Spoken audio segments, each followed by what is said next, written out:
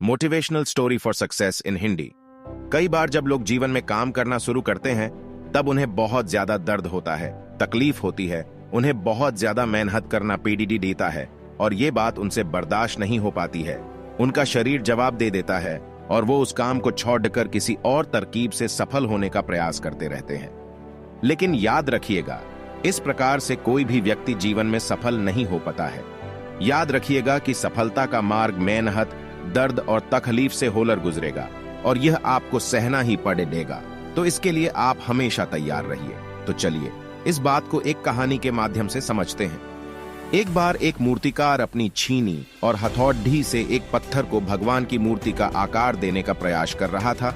जैसे ही वह छीनी पर अपना हथौड़ा चलाता, वह पत्थर चिल्लाने लगता और कहने लगता कि ये क्या कर रहे हो, मुझे इतना मार क्यों रहे हो, मुझे बहुत दुख हो रहा है, तकलीफ हो रही है, पीड़ा हो रही है, मुझे अपने हाल पर छोड़ दो और यहां से चले जाओ। मूर्तिकार ने उस पत्थर से कहा, मुझे बहुत अच्छे से पता है कि तुम्हें बहुत ज्यादा दर्द हो रहा है, तकलीफ हो रही है और तुम बहुत ही ज्यादा पीड़ा में हो। लेकिन यदि आज तुमने इस दर्द को नहीं सहा, इस तकलीफ को नहीं सहा, तो जीवन भर तुम यही इसी प्रकार से पड़े रहोगे। मुझे पता है कि तुम में आगे बढ़ने की अपार संभावना है।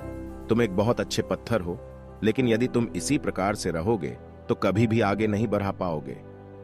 इतना कहकर मूर्तिकार औजार उठाए ही थे कि पत्थर फिर से चिल्लाने लगा, गिड़गिड़ाने लगा, विनती करने लगा कि मुझे अपने हाल पर छोड़ दो।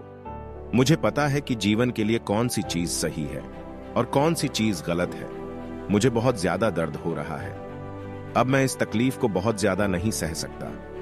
मैं जिस हाल में जो उस हाल में छोड़कर मुझे तुम यह से चले जाओ। उस मूर्तिकार फिर से उस पत्थर को समझाने की कोशिश की, ज्यादा अधीर मत बनो और अपने सब्र को बनाए रखो। थोड़ी देर और इस दर्द को सहो। यदि इस दर्द को सह लिया तो मैं भगवान की मूर्ति के रूप में तुम्हारी स्थापना करवाऊंगा और फिर दूर दूर से लोग तुम्हारी पूजा करने आएंगे और पंडित और लोग तुम्हारी सेवा करेंगे। लेकिन पत्थर ने उस मूर्तिकार की एक भी बात नहीं मानी। वह चिल्लाता रहा और अपनी बात पर अड़ा रहा। मूर्तिकार में उस पत्थर को समझाने की बहुत कोशिश की, लेकिन वो पत्थर नहीं माना। अब मूर्तिकार भी थक चुका था और वह उस पत्थर को छोड़कर आगे बढ़ा गया और थोड़ी ही दूर जाकर देखा कि एक और बहुत ही अच्छा पत्थर वह पड़ा हुआ है। उसने छीनी और हथौड़ी उठाई और उस पत्थर को मूर्ति बनाने के लिए वो तैयार हो गया। मूर्तिकार ने छीनी और हथौड़ी का वार दूसरे पत्थर पर जारी रखा। दूसरे पत्थर को भी दर्द हुआ, तकलीफ उससे भी हुई, लेकिन उस पत्थर ने बर्दाश्त कर लिया और देखते ही देखते थोड़ी समय के बाद उस पत्थर ने भगवान की मूर्ति का रूप धारदाह कर लिया। थोड़े ही दिन बाद उस मूर्ति की एक मंदिर में स्थापना हो गई। धीरे धीरे करके लोग वह पूजा पाठ करने आने लगे।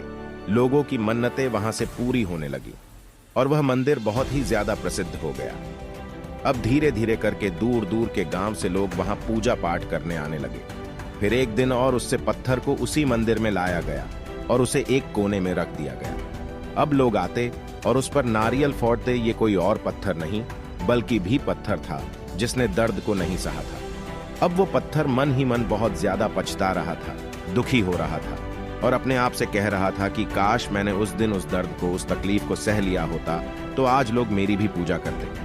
इसलिए आप भी अपने जीवन में हमेशा याद रखिएगा कि जब भी आप अपने करियर की शुरुआत में किसी काम को कर रहे हो, पढ़ाई कर रहे हो या कोई भी काम कर रहे हो और उसमें आपको दर्द हो रहा है, तकलीफ हो रही है, ज्यादा मेहनत करना पड़ रहा है, तो आप रुकिएगा मत। किसी और रास्ते की शुरुआत मत करिएगा, क्योंकि कोई और रास्ता आपको सफलता नहीं दे सकता है। आपको उस दर्द को, उस तकलीफ को सहना ही होगा और उस दर्द को, उस तकलीफ को सहकर आप ज्यादा मजबूत बनेंगे और तभी आप अपने जीवन में आगे बढ़ पाएंगे। और जीवन में हमेशा याद रखिएगा कि आपको पहले पत्थर की तरह नहीं बल्कि दूसरे पत्थर की तरह बनना है। यदि ये कहानी आपको पसंद आई हो और इससे कोई सीख मिली हो तो अपने दोस्तों और अन्य लोगों के साथ शेयर जरूर करिएगा।